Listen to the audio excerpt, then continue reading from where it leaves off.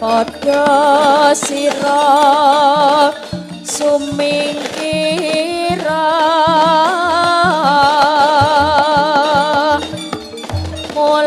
mulya asali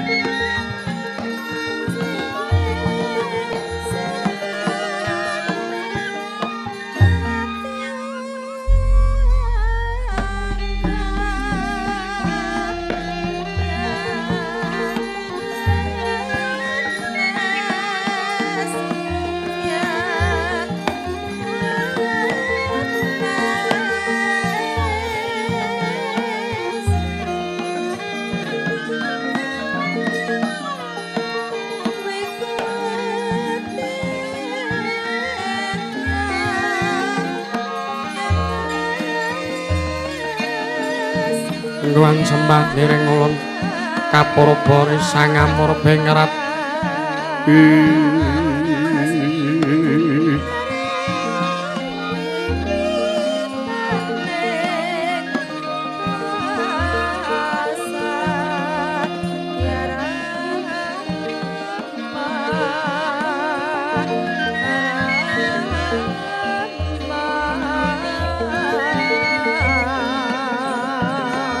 mring sahanan ingkang mringkanan siheng tasih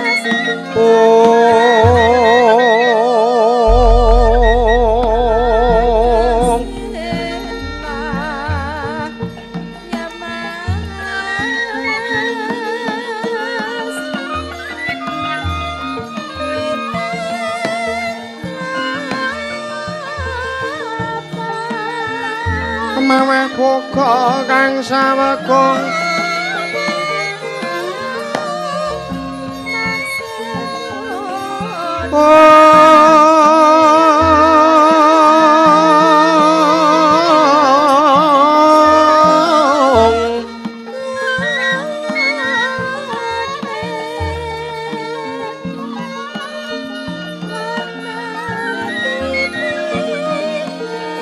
masireng telahan nyewang kanan mamuju hengwang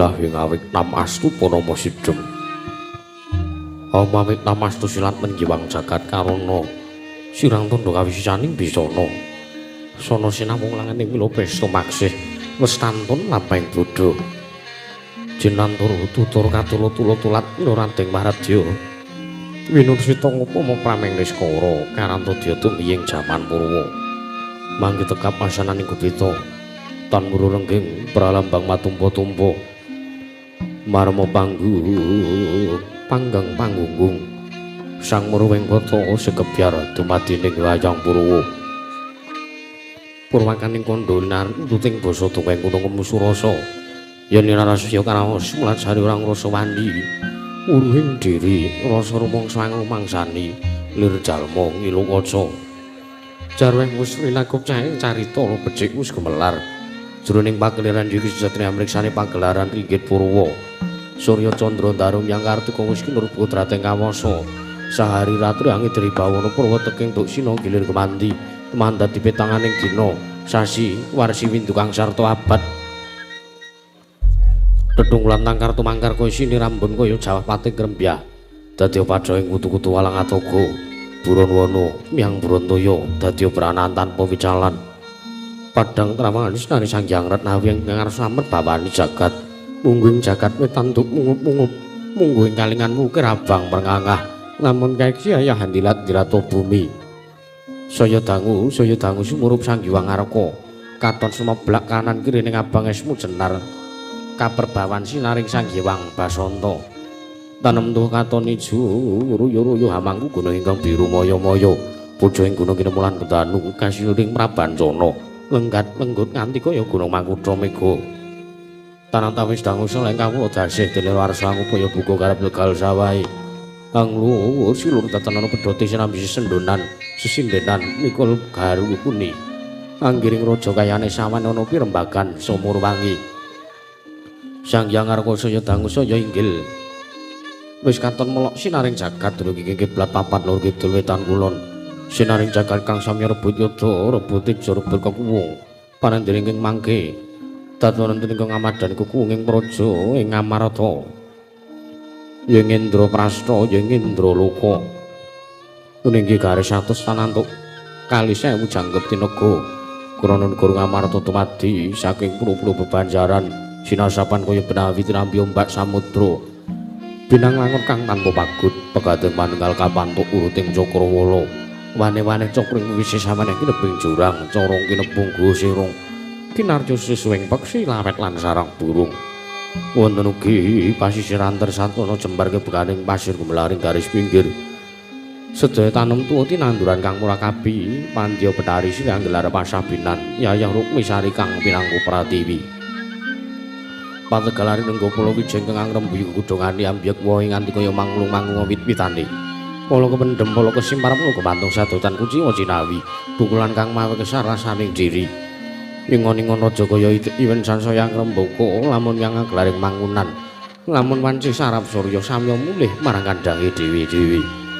datan ana carane kandhang anggunan cing malang labet tebih saking tindak durjana cudi samya sak hiyek saeka kapti akarya luhuring nusa bangsa tuwin negari ing Bathara Kawarsa wonogo ngimbanging gunung kanggo ngrinuksa menestari wonten tumurun rah tumerah sadudadi guru-gurukaning lingkungan langkung-langkung lamun tinaliti sampun samet ing sesanggeman sepen tebih saking tindak sansaya sinansaya wada winada ananing momat sinamatan daya tinayan sawiji-wiji mapan sejatining jejibaan kang pinuji teman mawujud manunggaling cipta rasa karsa mbabar karya kenging binasake negari Ngamarta nalika semana lagi mancik marang jaman kencana panjang punjung pasir pawu kirna jinawi gemah ripah kartata Raharja dasar negara kang gedhe bore padang jagati dhuwur kukuse turta adu kunjarane turta kasusuning manca praja lah sinten ta wau ingkang astu pusaraning adil bangsa negari Ngamarta menangira den ucapna dosa namanira Sang Nata dosa 10 nama wis mestani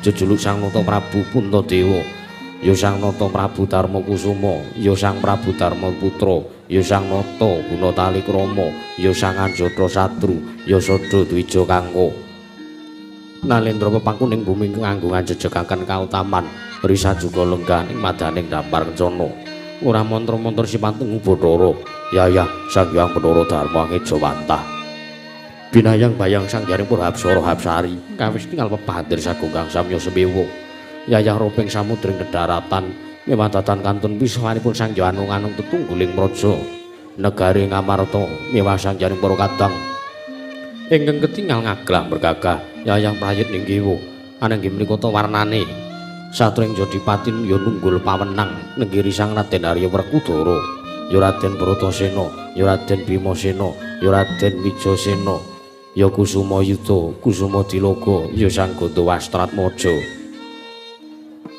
Satru gagah bidaksa godhek wong simbar jaja turta kasinungan kasekten luwih bebasan pinatah mendak sinala menter sinumbak banggung sinuduk putung mila datan mukal menawi den dadosaken bebeteng tinanggulanging praja negari Ngamarta sinambung Pisawanira panengah Pandhawa satring Madukara anenggiri Sang Raden Arjuna ya Raden Janakaya Kalidi ya Sang Kundi Wibadsa ya Sang Setya Margana ya Kumbang Ali-ali dasar satriya pengawak Tirtagaya Teja sinebat lelananging jagat lan curing bawana baguse datan wonten ingkang kuli den kukup sedaya Sang Raden Arjuna mila Sang Hyang Widodari sami kapikut kawengku dening Sang Raden Arjuna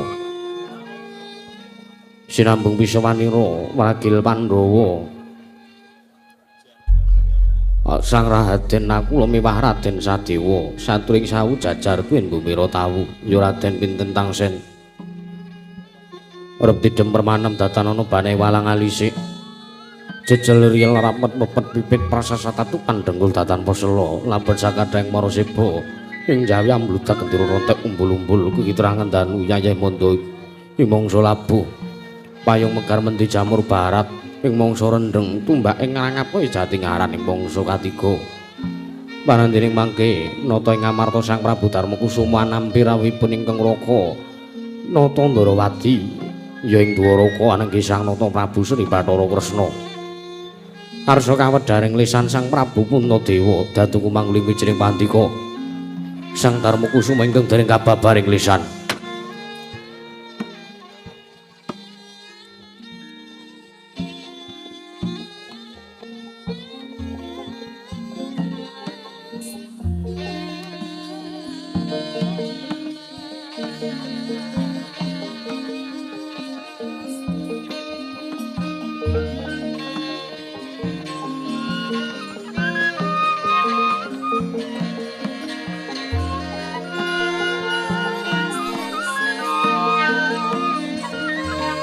Tandya Pandhawa Myokama rangung siring sata Kurawa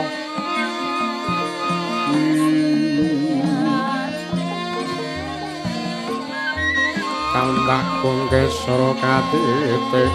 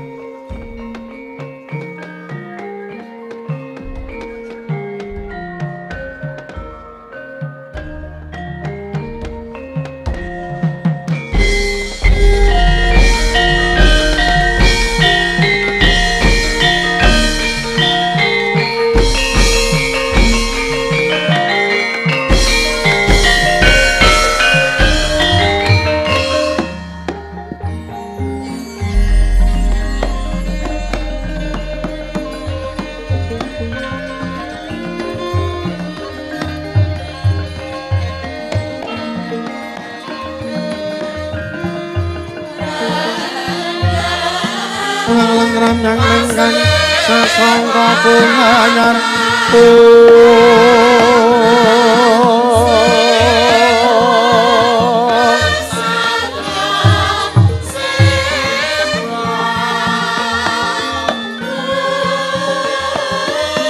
Mangrenggara menggore manggen tanpa sireng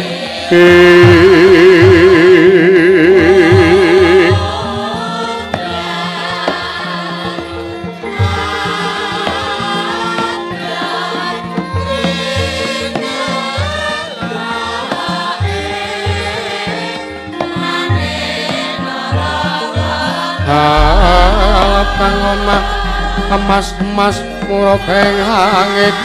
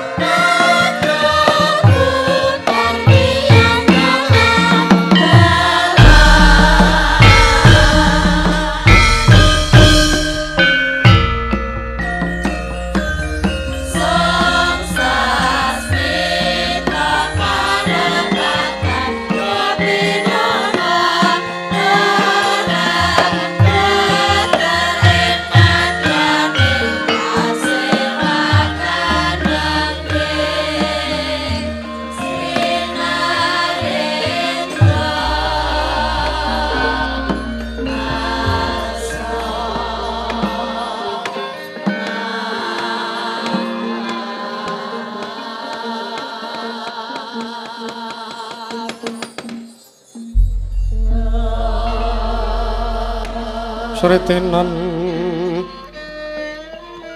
neng pasewakan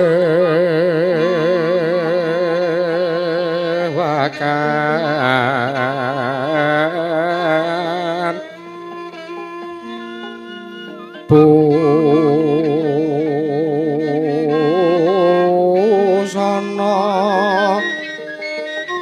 maneka warna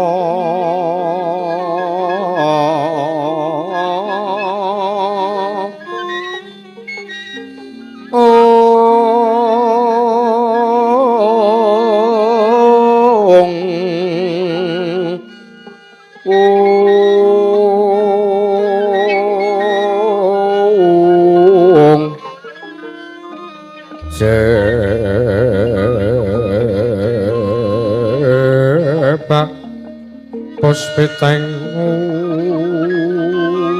udana myang manjrah sarwa rukma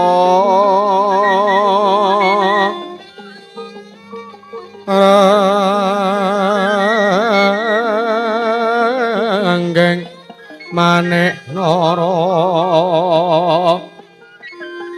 nara wata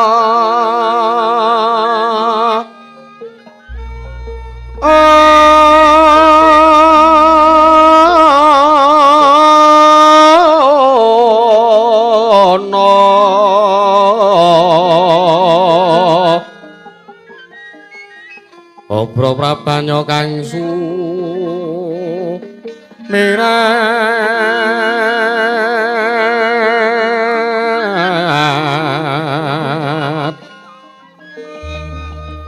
kenyaring teca lelewaran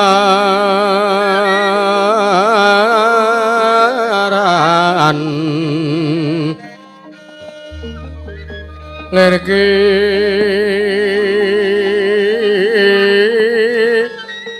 laji siring dadit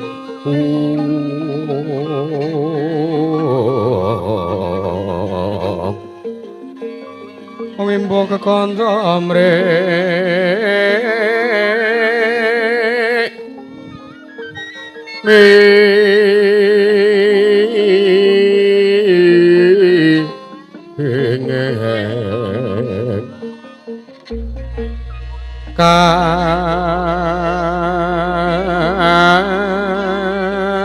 katiobeng maruta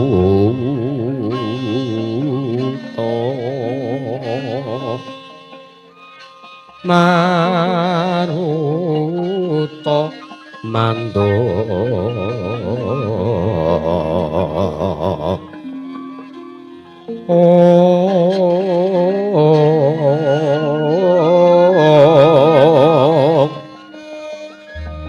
separan mangambar kungas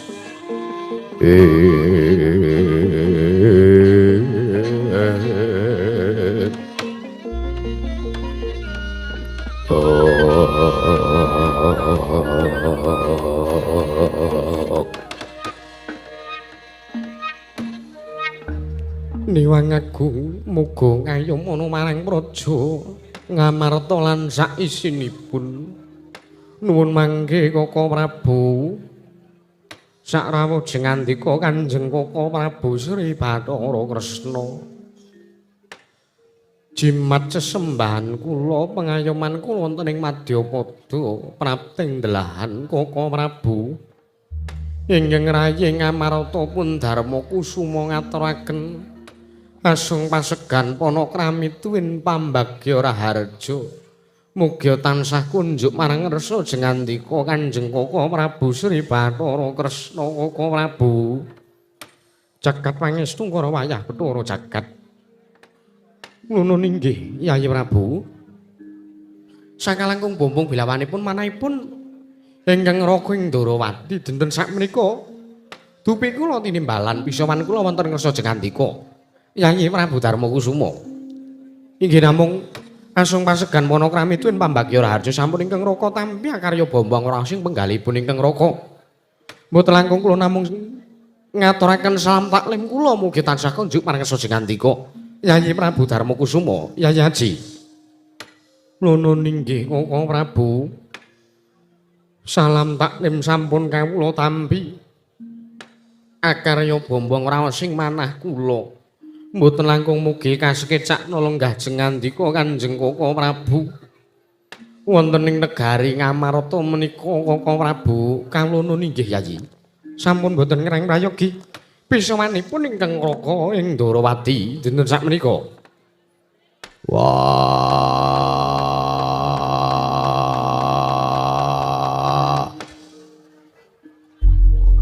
Jlitreng kakangku. Sarawuh aku ngaturake basaku katurulan sembahku tampanono jlitreng kakangku.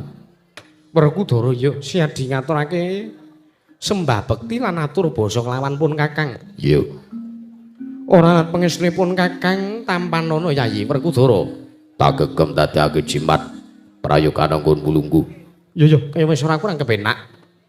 Semanten ugi ingkang raying madu karo Koko Prabu kula ngaturaken sembah. Ya Yayi Arjuna tak tampa. Pangestunipun Kakang tampanono Yayi. Inggih Kula tampi. Akarya bombong tuwin kula candhi nggo jimat paribe. Ndayana ning kasantosan. Koko Prabu kasekecak anggen Jengandika lenggah. Ya kaya wis ora kurang kepenak pisawanipun Kakang Yayi. Koko Prabu nadan kula ingkang raying sawu jajar ngaturaken sembah. Inggih Koko Prabu nadan kula ingkang raying bumira tamu ngaturaken sembah. Kadangipun Kakang Yayi kembar Jaya. Siadi ngaturake sembah bekti karo pun Kakang Rat pangestunipun Kakang Tampanono. Kula nuwun inggih kula punika jimat maribe. Mugi andayanana tumrap daging rah kahiwananipun ingkang rayi. Pun nekula sadewa Koko Prabu. Mugi kasketak lenggah Jengandika Kanjeng Koko Prabu. Ya sedewa. Kaya wis ora kurang kepenak pisawanipun Kakang nungsane Yayi Prabu Darma Kusuma iki. Yayi kembar. Koko Prabu, kula nuwun sewu.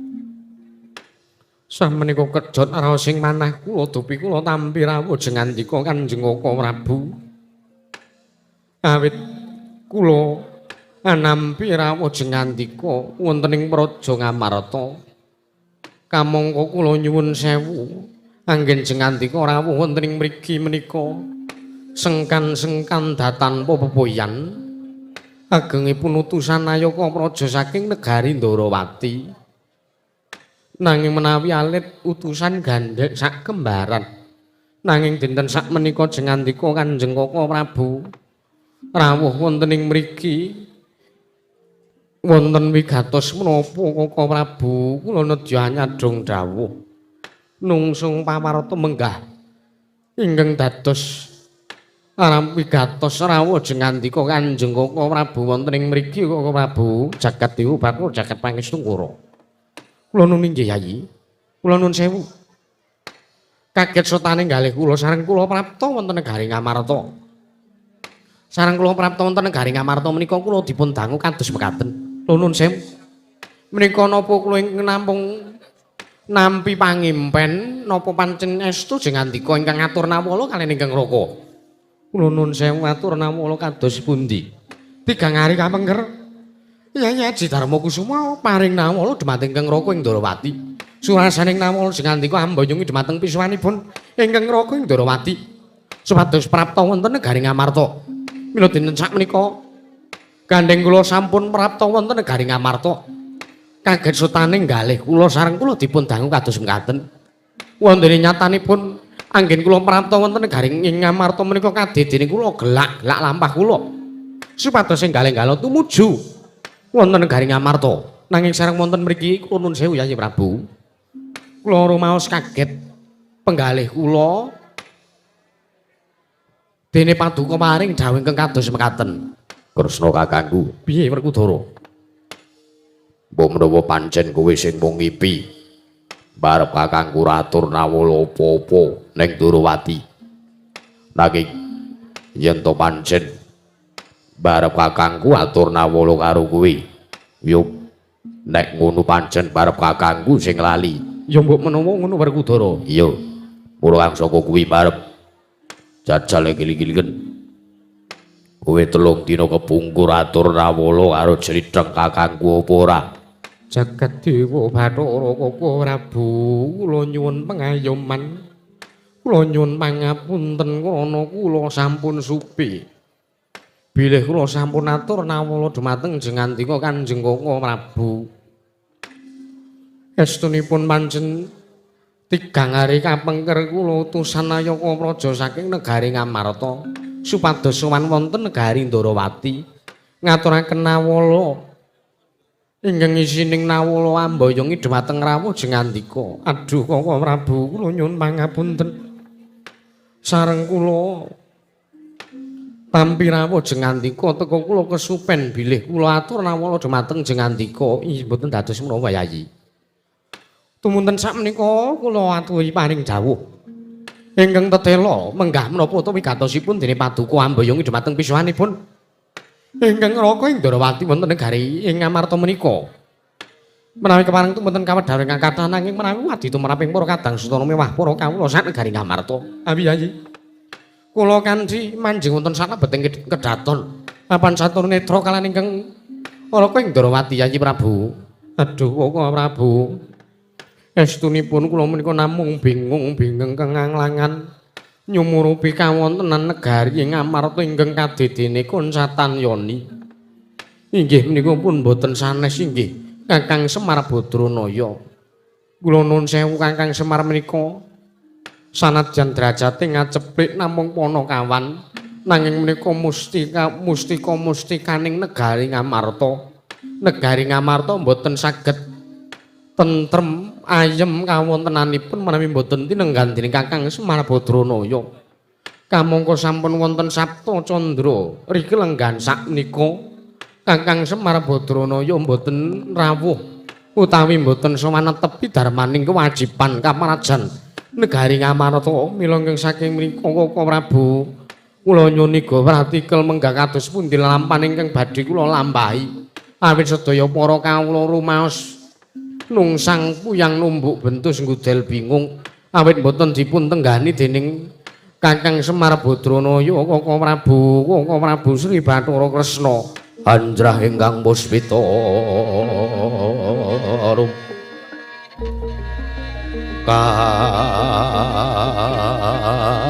kasilireng samirana mri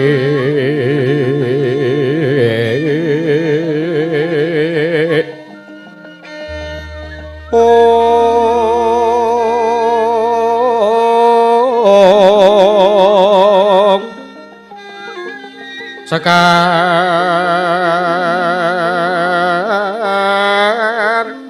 kadung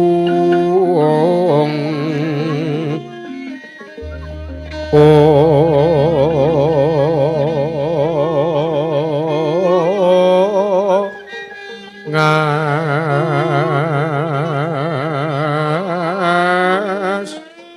kandanya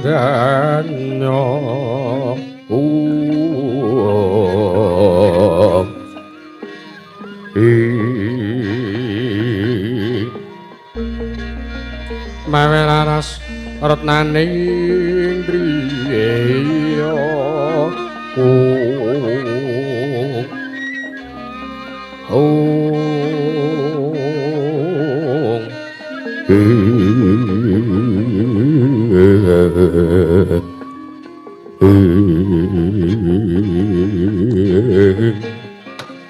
jagat pangestu wayah Bathara jagat Yayi Prabu kula nyuwun pangapunten Yayi.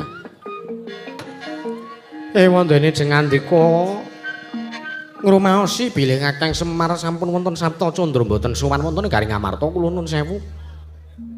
Kaya nggih Jengandika mboten enggal-enggalane bali dhumateng pisawanipun ingkang raka.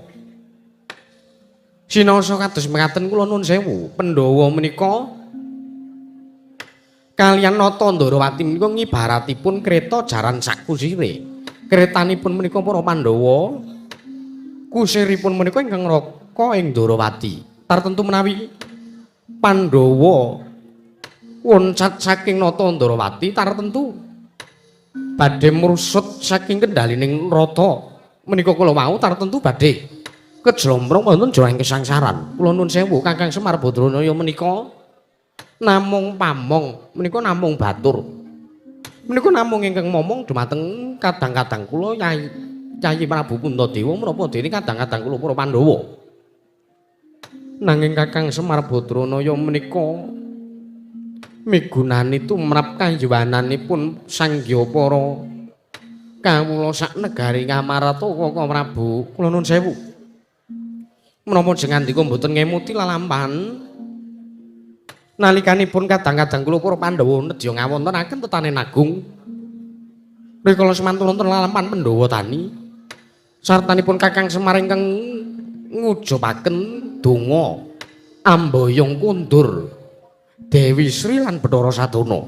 Rikala semanten negari Ngamarta konsatan Dewi Sri lan Sadana menika ketaman pagebluk wonten sak mangke Dewi Sri sampun kundur wonten negari Ngamarta. Kawontenan negari Ngamarta dados ayom-ayem tata titi tentrem. Kula nuwun sewu Kakang Semar menika namung lantaran. Kakang Semar menika namung lantaran ingkang matedhakaken kunduripun Dewi Sri lan Sadana. Kresna kakangku. Werkudara piye? Gusti. Aja waton muni, aja waton ngembe karo Semar, karo Dipul, aja waton ngece. Ngece sebabe apa? Semar kanadyan derajate ngaceplik upono kawan kanadyan tumpung batur. Nanging kae titi sing diwong Jawantah. Lah iya. Nek tumrap negara Ngamarta Semar kuwi rak ya ora patiya kanggo. Wah, ora patiya kanggo piye? Pandhawa sing ngomong dudu Semar. Ora mungkin kanane iso dadi gedhe kaya ngene. Tanpa pangutange Semar, Pandhawa ora iso dadi kuncara jayeng bawana ning negara Ngamarta kaya ngene. Apa ora kelingan? Jaman aku babat Wonomarta ijen. Ora ngerti eneng buri sing ngetutke adikku Permati karo Ponokawan. Ponokawan kuwi gedhe, lelabuhane tumrap Pandhawa. Tumrap barep kakangku, wiwit aku sakadang Pandhawa dibuang ning alas Kamyaka. Kanthi dadi lungguh ana ing negara Ngamarta iki, kabeh yen to sing ngancani dudu Ponokawan, ora bakal iso kaya ngene. Werkudara, Piye? kabeh mono wis kinudrat dening Gusti. Semar sak anake kuwi mung lantaran ya. Nggonmu entuk negara iso ngukup kamukten semene gedene iki merga saka anggonmu olah prihatin, anggonmu budidaya dhewe sak kadang Pandhawa. Semar sak anake kae nak mung ngetutke, Arep mung ngetutke ning kae dayani tumrap Pandhawa, apa kowe ora kelingan, apa kowe ora ngerteni yen to Pandhawa kuwi kudhunging nalar cingkranging samubarang. Pandhawa mbutuhake wong tuwa sing iso nuduhke lakune Pandhawa. Kula kang saka kuwi aja ngawu-gawar ngawur ucapmu yen to arep ngembe karo Semar. Aja ning negara Ngamarta. Nanging kuwi arep nyepelekke Semar teko ning Karang Kadempel, Semar mbok elek-elek. Wis ora ana urusane karo wong Ngamarta, nanging sing ora nrimakake sing dilabuhi Semar bendarane ora nrimakake jlitheng kakangku. Sikra bala kang tumingal prangat sampo kang samya medali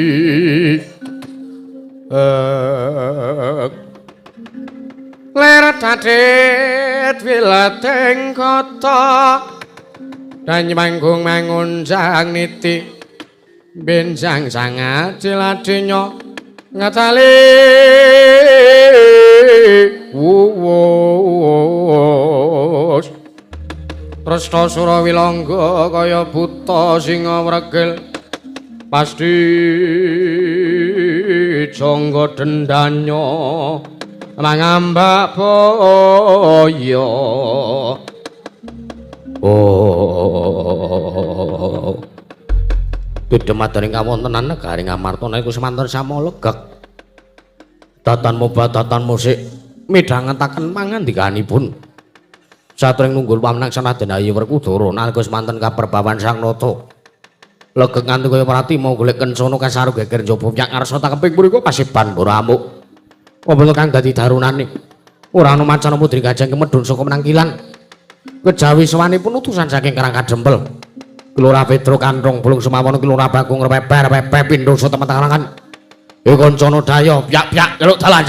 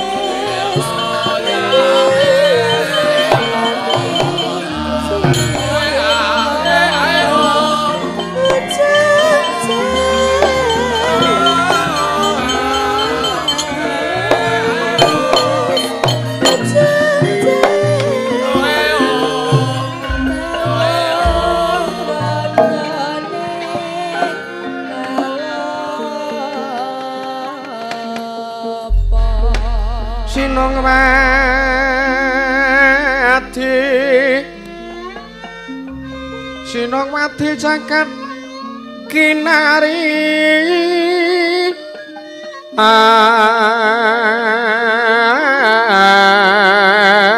among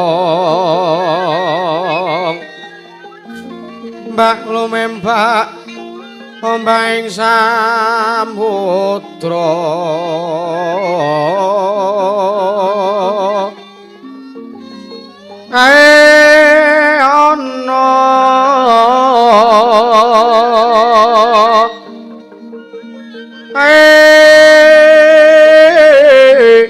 ana bali lumut ambrengeng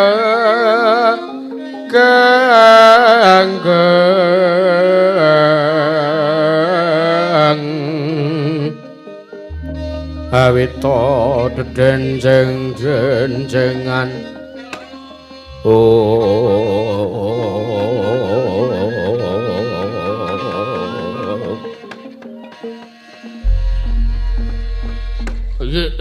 jagat Dewa Bathara.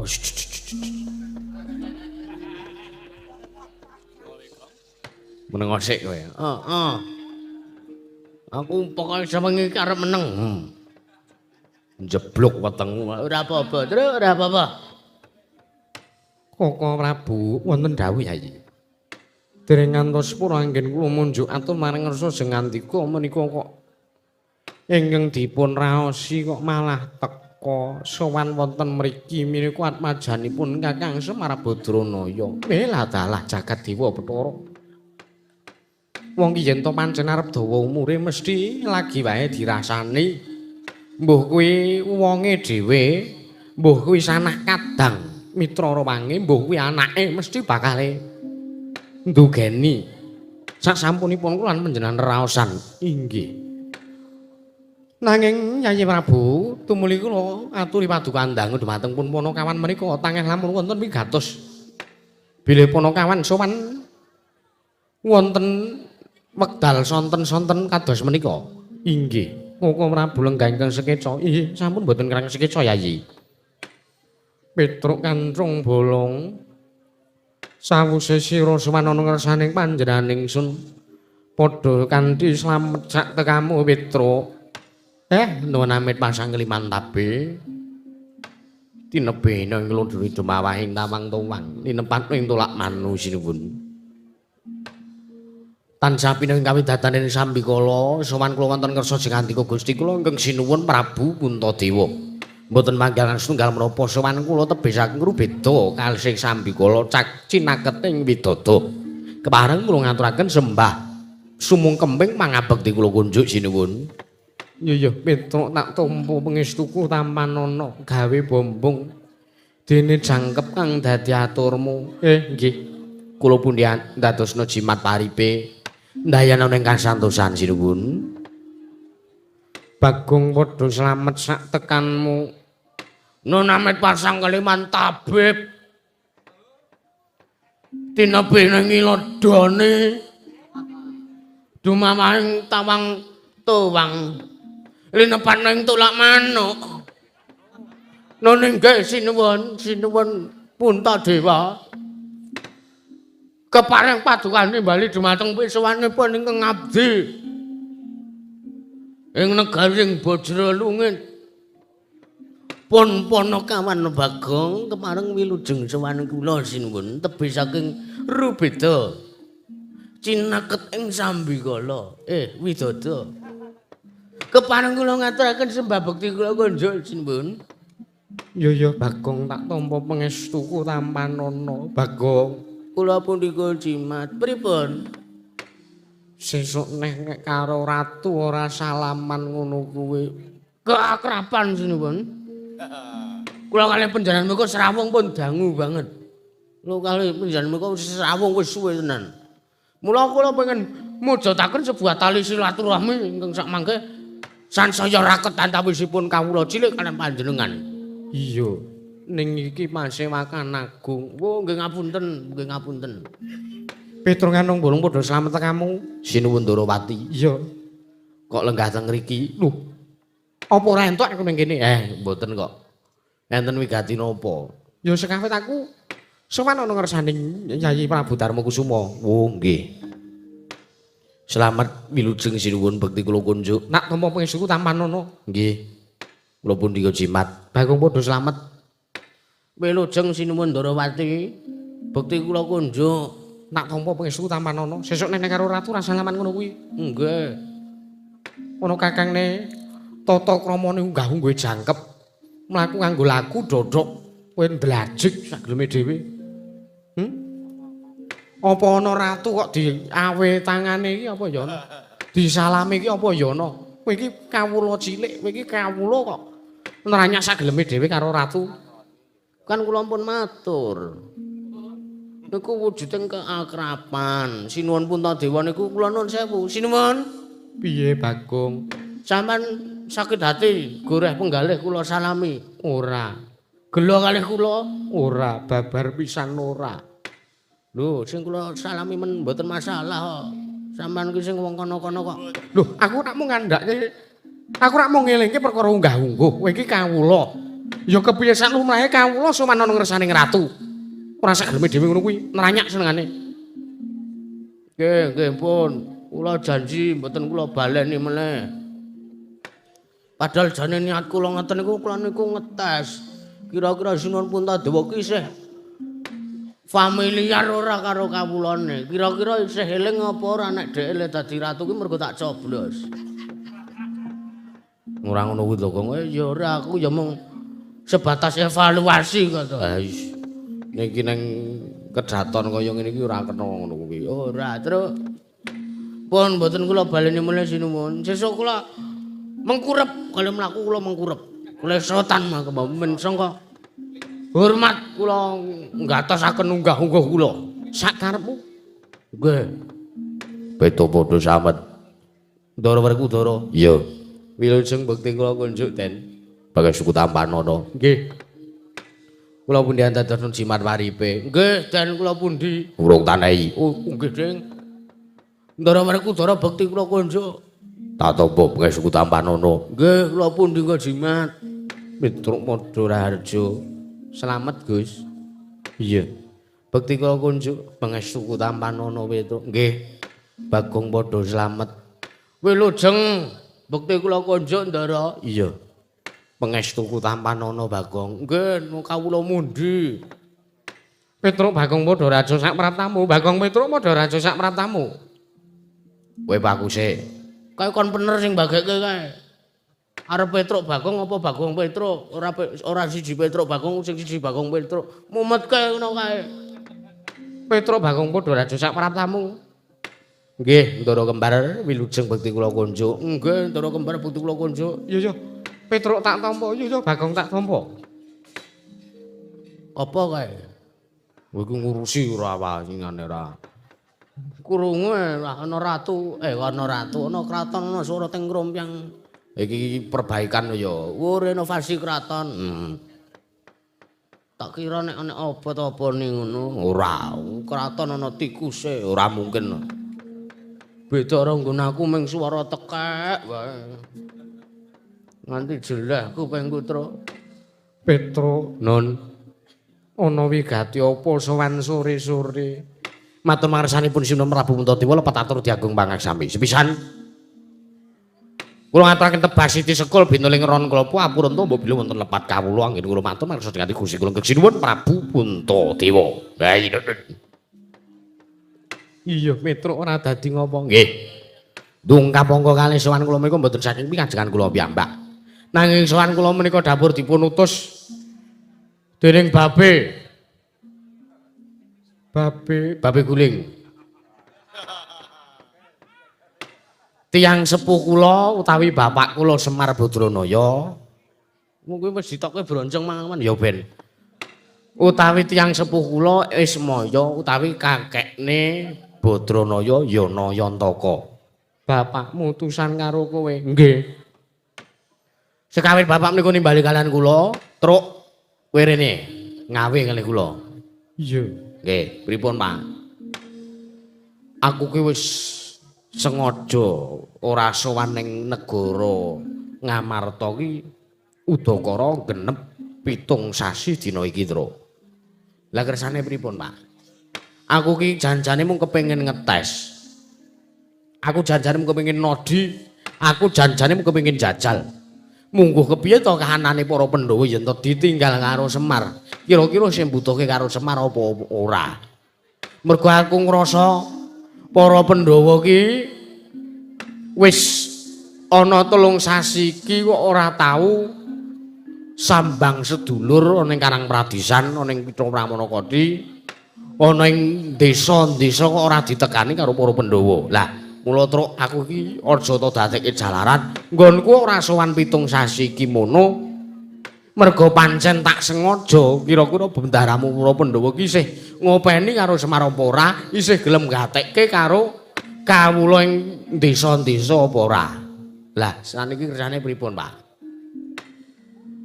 Gandeng aku mbutuhke syarat srana supayane para kawula ning Karang Pradisan ki padha tentrem lan kawula ning Ngamarta ki padha ayem. Sebab senajan to aku ora sowan ning Ngamarta aku ngerti, Truk. Aku ngerti banget kepiye kahanane negara Ngamarta wis bosah-basah mergo ratune ora gatekke karo kawulane. Cara kasarane ketaman pagebluk ngoten niku. Iya. Bapak nyumurupi piyawontenan sing kados mekaten menika. Bapak gadah inisiatif. Bapak duweni iku pamrayogi, bapak duwe gegayuhan. Truk aku kepengin bangun kayangan. Lho. Aku ya kula nyakin aku kedhuwuren gegayuhanmu Mir. Kowe iki wong kere karo bangun kayangan, tapuki karo dewa ora. Kayangan iki aja kleru, Truk. Kayangan iki ora kok papan magrong-magrong. Udu kok papan sing gembandul tanpa sendelan kuwi udu. Udu kok papane para dewa kuwi udu. Kayangan iki mujudake dijupuk filosofine, Tru.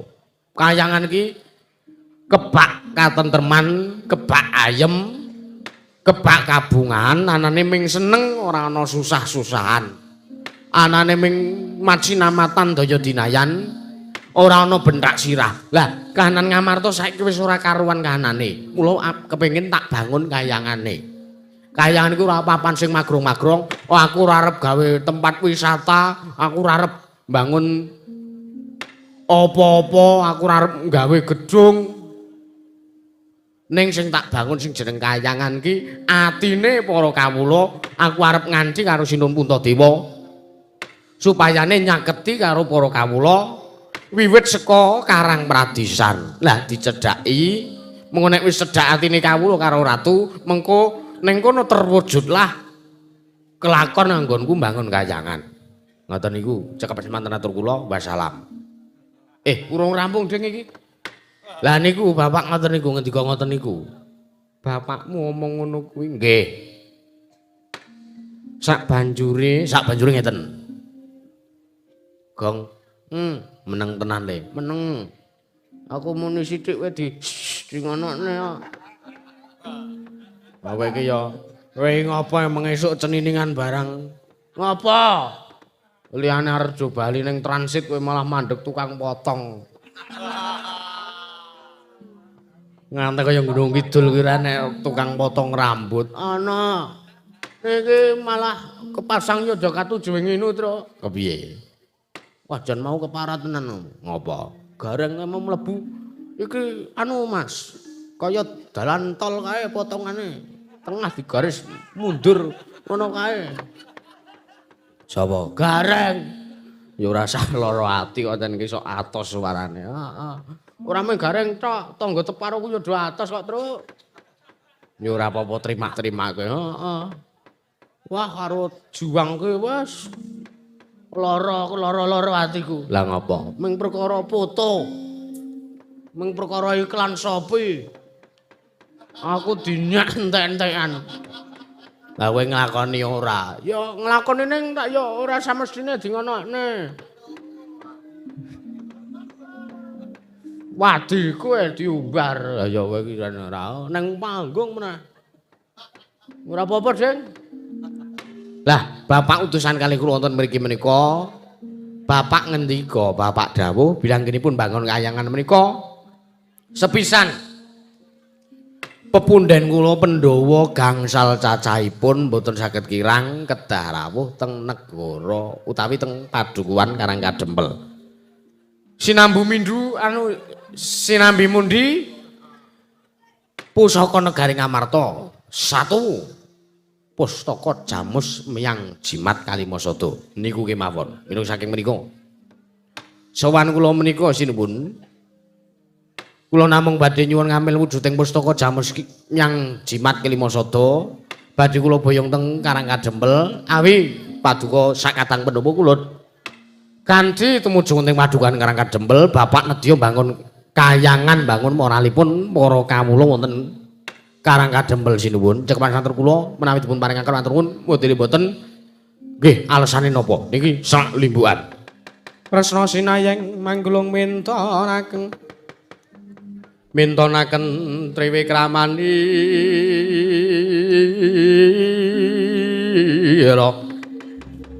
kanggo mitrane ngasta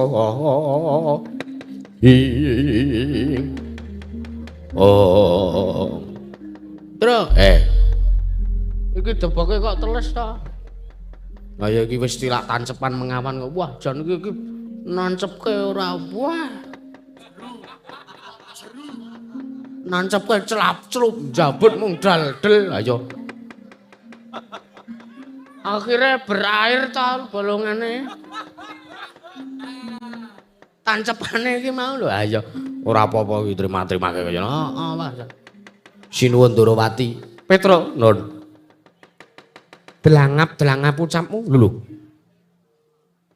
Kok sampean ngendika ngoten pripun? Kowe ngerti apa ora? Mboten. Lho. Kowe ngerti apa ora jroning pasewakan sadurunge kowe teka rene iki mau? Ngrembug bab perkara Kakang Semar Badrana sing wis 7 sasi ora sowan ing Amarta. Oh, ngaten. Yo. Lah kok kowe malah teka ngandhakake yen to Kakang Semar arep mbangun kayangan apa Kakang Semar ku ora ngilo karo githoke, apa ora ngira karo cengele. Semar ki derajate wong ngaceplik kok arep mbangun kayangan sing nggo ragat apa? Coba pikiran. Malah dadak gunake srana Pustaka Jamus Myang Jimat Klima Sada jajal pikiran Semar ki derajate apa? Semar ki derajate apa? Nggih, Semar niku batur kaya Panakawan kaya. Saiki eling-elingen, apa ana jamak lumrahe kawula cilik Panakawan luwih batur kok arep mbangun kayangan papane para dewa ki apa ya ana? Lho mengke riyin sampean kok salah paham to? Cangkem kula niku pun matur akeh-akeh. Kula pun ngeciwis ken mau. Bilih Bapak Semar aja mbangun kayangan mriku ora kok papane para dewa mriku mboten. Nanging kayangan mriku mujudaken dipun pendhet maknanipun, dipun pendhet filosofinipun. Kayangan mriku papan ingkang kebak kaendahan, kebak kabungan, ora kok mbangun papane para dewa kuwi ora. Babar pisan mboten wonten niatan wonten niku. Ngoten. Ning bapakmu wis drangap-drangap ucape nganggo tembung bangun kayangan. Aku ora nrimake, Petro. Nun, aku iki titis Sanghyang Bathara Wisnu, nggih. Sanghyang Bathara Wisnu kuwi atmajane Pikulun Manikmaya, aku ora nrimake. Padha karo aku atmajane Wang Pikulun Manikmaya, aku ora nrimake. Ning atase Semar ki mung kawula cilik arep mbangun kayangan. Sing arep nggo ragat apa Semar gablekan apa wo tak urus ki Truk.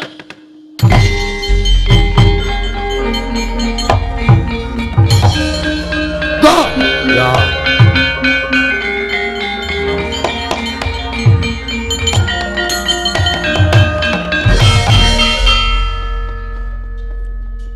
katriku mulung manggrempah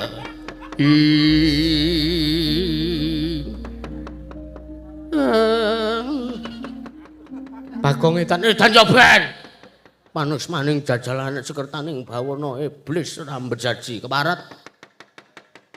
Nglarakke ati omonganmu Tandrawati. Lho, malang kerik ora basa ya ben. Anane ming Bagong karo Tandrawati. Ayo sampean muni piye? Sampean muni piye? Balen ana.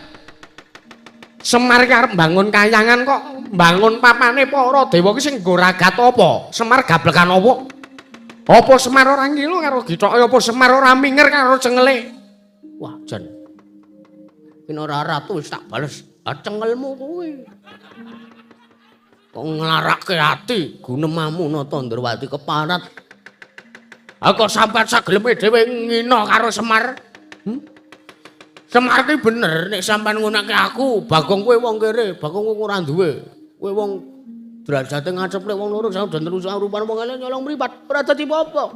Wong kula pancen wong elek tenan, mung kula wong ora duwe tenan. Ning nek sampean nglokke Semar, Semar kan nadanto kere. Ning kae Panakawan. Nadanto Panakawan. Najata derajate batur. Ning kae titis dewa Sanghyang Bathara Ismadi. Ismaya, Ismaya. Kok sampean drangap-drangap ucape? Kok sampean wah iki siji sing marahi aku kecewa karo sampean iki siji. Kondange jagat wis nyebutake nek sampean ki titis Sanghyang Bathara Wisnu. Wisnu ki apa? Wis anu. Wisnu ki dewane kabagyan, dewane katentreman Sanghyang Bathara Suman. Ngono? Sampeyan ora usah dadak ngenalke. Lho, aku titis Wisnu. Lho, aku titis dewane kabagyan, dewane katentreman. Wong sak jagat wis ngerti nek sampeyan ki titis Sanghyang Bathara Wisnu. Aku sampeyan sombong sekali ya Anda ya. Arogan kau. Ora trima aku nek carane kaya ngene iki. Kowe ora nrimake, ora trima. Pokok Pustaka Jamus Klima Sada kedah kula boyong. Kedah kula boyong awit ingkang menang merbolan wasisa bab kawontenan Garing Amarta menika amung sinuwun Puntadewa.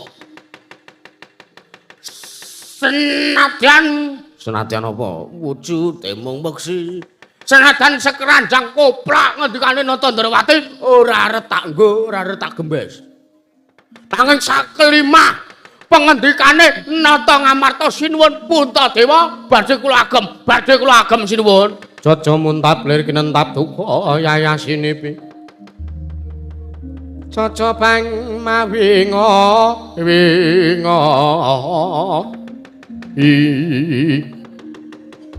Oh, keparat manus maning jajalan kowe wis pancen wani karo Natandrawati. Kendhisik wani, tuwa kowe mbangane kowe. Ayo. Munya. Bapakku wis suwe sawung karo sampean. Aku ya wis suwe sawung karo sampean. Wis sampean kuncung nganti gelung, jambang nganti selaprang. Sing ngemoki Semar sak anak-anake. Lah kok sampean ora ngelingi labuhan. Sampean iki Nalendra kepiye, Ora? Pikiran keres. Otak udang. Keparat ngawur. Sing menang murbolan wasesa kuwi mung Nata Ngamarta. Kowe iki nang kene mung wong neneka nyuk. Keparat Ngece karo Natandrawati. Ya ben aku wis emosi tenan iki. Ayo.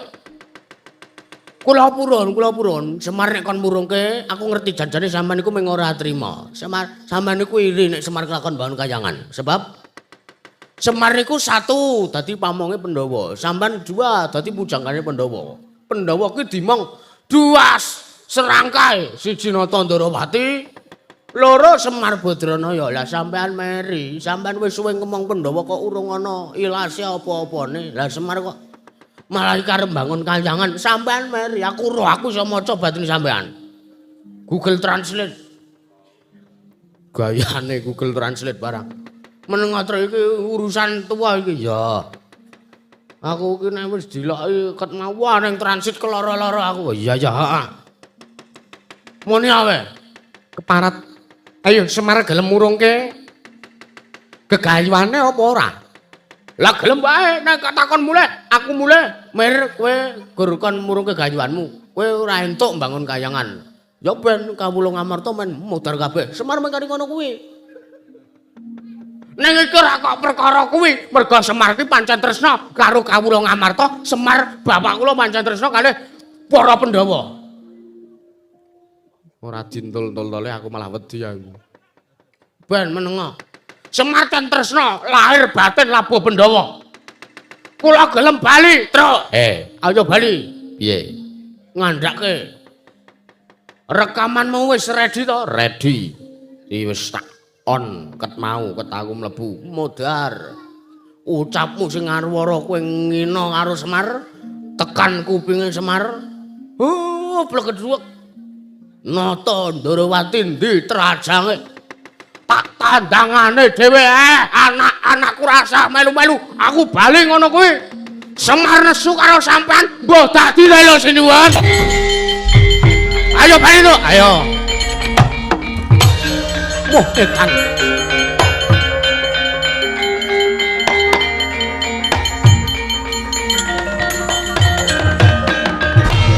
Manus maning jajaran siraning baro iblis lanat kriwikan dadi grojokan.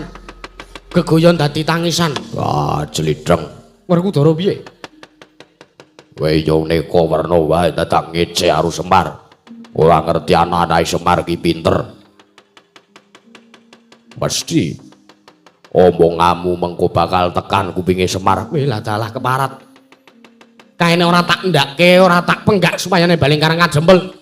Mundak mau ngeribeti, mundak mengko kanane mbebayani tumrap Natandrawati. Arjuna ngoten dawuh. Ayo derek napa Kakang menggak playune Panakawan Petruk karo Bagong kae.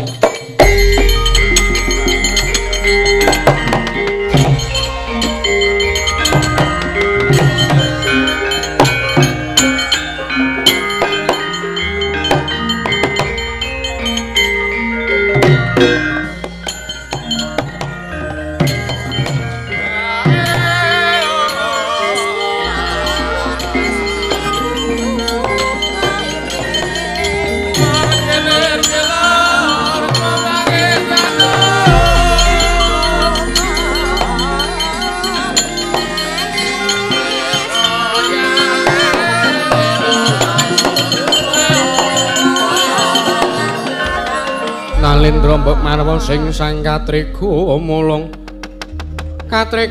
mangrompak ing wadya Kura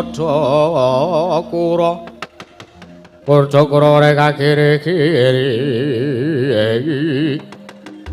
oh Werkudara kriwikan dadi grojokan geguyon dadi tangisan kahanane yen to wis kaya ngene ben sisan gawe leh awake dhewe minangkani nayogyani karepane Semar banjur kepiye barep kowe sarujuk ora yen to aku kowe sakadang Pandhawa rawuh sowan ing Karang Kadempel nadyan to godhang siji nanging aku percaya Semar kae kekayuane luhur anak-anake sing dadi duta supayane sowan ing Ngamarta